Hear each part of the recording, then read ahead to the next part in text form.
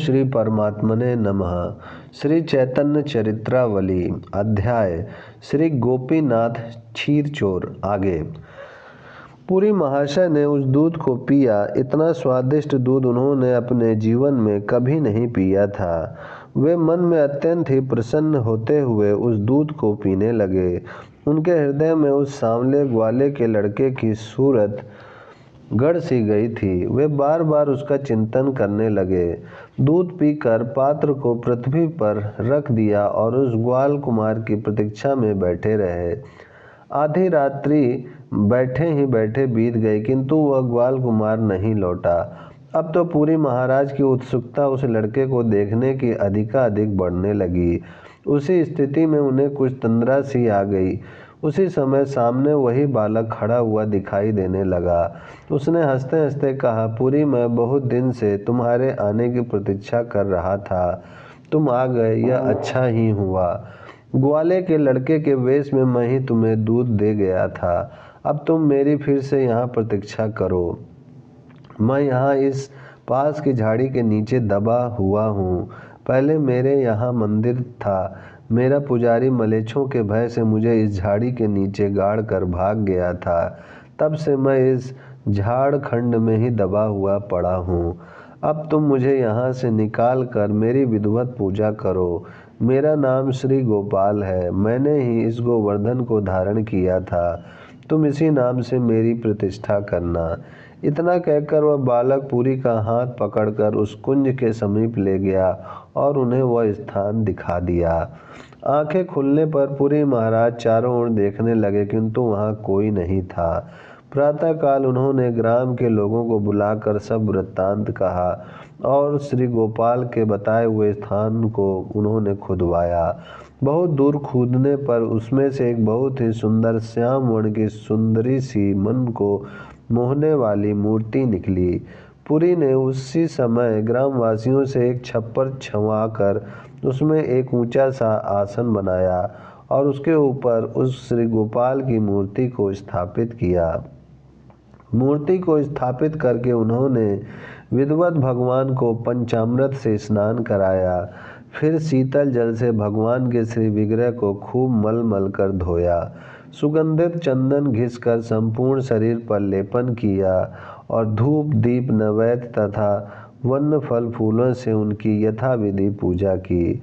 अब पुरी महाराज ने अन्नकूट उत्सव करने का निश्चय किया।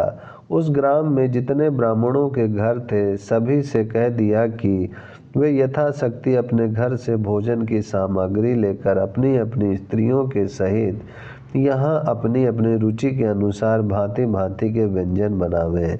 सभी ब्राह्मणों ने प्रसन्नता पूर्वक पुरी की आज्ञा का पालन किया। वे अपने अपने घरों से बड़े बड़े घड़ों में दूध दही तथा घृत भर भर कर पुरी की कुटिया के समीप लाने लगे। ग्वालों ने अपने घर का संपूर्ण दूध दे दिया।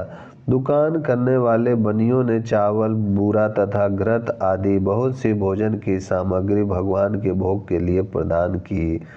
सुपात्र ब्राह्मणों की स्त्रियां आकर अपनी अपनी इच्छा के अनुसार सुंदर सुंदर पदार्थ भगवान के भोग के लिए तैयार करने लगी। पदार्थों में कच्चे पक्के का भेदभाव नहीं था।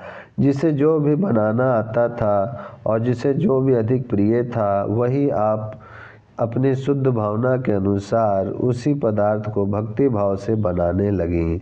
कोई तो फिलौरीदार बढ़िया कढ़ी ही बना रही हैं, कोई मूंग के उड़द के बड़े ही बनाती हैं, कोई दही बड़े, कोई कांजी के बड़े, सोंठे के बड़े बना बना कर रख रही हैं।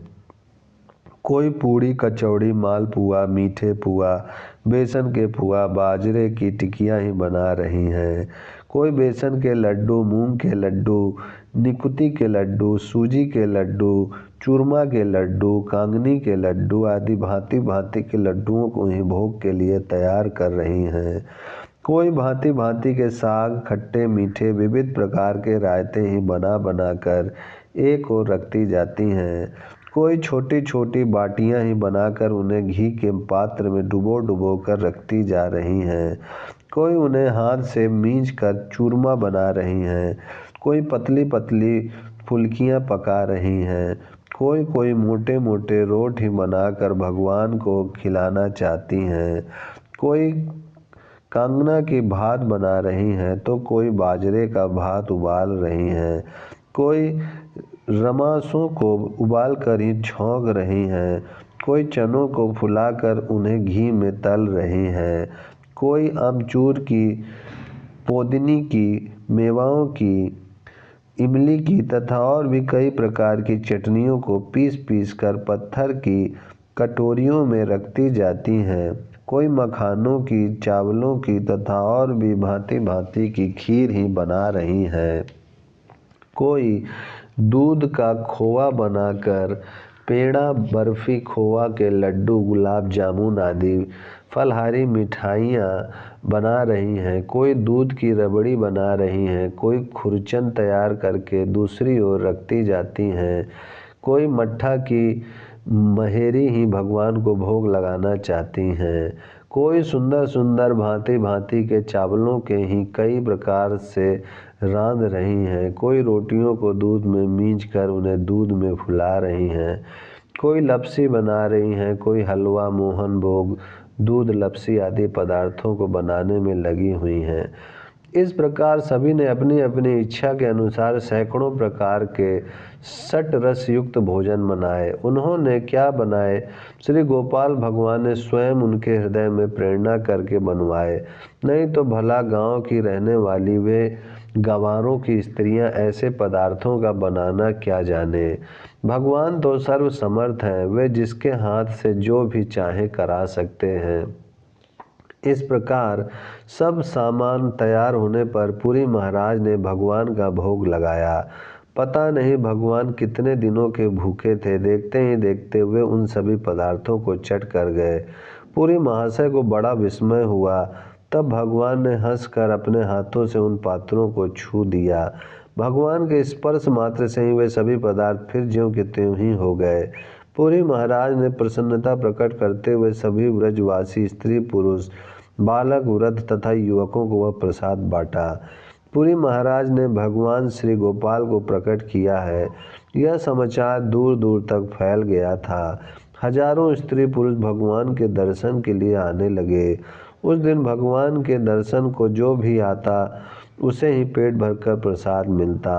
रात्रि पर्यंत हजारों आदमी आते जाते रहे, किंतु अंत तक सभी को यथेष्ट प्रसाद मिला। कोई भी प्रसाद से विमुख होकर नहीं गया। इस प्रकार उस दिन का अन्नकूट उत्सव बड़ा ही अद्भुत रहा। इसके पश्चात अन्य ग्रामों के भी पुरुष बारी बारी से श्री गोपाल भगवान का अन्नकूट करने लगे। इस प्रकार रोज ही पुरी महाराज की कुटिया में अन्नकूट की धूम रहने लगी। यह समाचार दूर दूर तक फैल गया। मथुरा के बड़े बड़े सेठ श्री गोपाल भगवान के दर्शनों को आने लगे और वे सोना, चांदी, हीरा, जवाहरात आदि भांति भांति के वस्त्र आभूषण भगवान की भेंट करने लगेगा। किसी पुण्यवान पुरुष ने श्री गोपाल भगवान का बड़ा भारी विशाल मंदिर बनवा दिया। सभी व्रजवासियों ने एक एक दो दो गाय मंदिर के लिए भेंट दी। इससे हजारों गवें मंदिर की हो गईं। पुरी महाराज बड़े ही भक्ति भाव से भगवान की सेवा पूजा करने लगे। उनका शरीर कुछ क्षीण सा हो गया था। वे सेवा पूजा के लिए कोई योग्य शिष्य चाहते थे। उसी समय गौड़ देश से दो सुंदर युवक आकर पुरी महाराज के शरणापन्न हुए। पुरी ने उन्हें योग्य समझकर दीक्षित किया और उन्हें श्री गोपाल भगवान की पूजा का काम सौंपा। इस प्रकार 2 वर्षों तक पुरी महाराज श्री गोपाल भगवान की पूजा करते रहे। ओम शांति शांति शांति।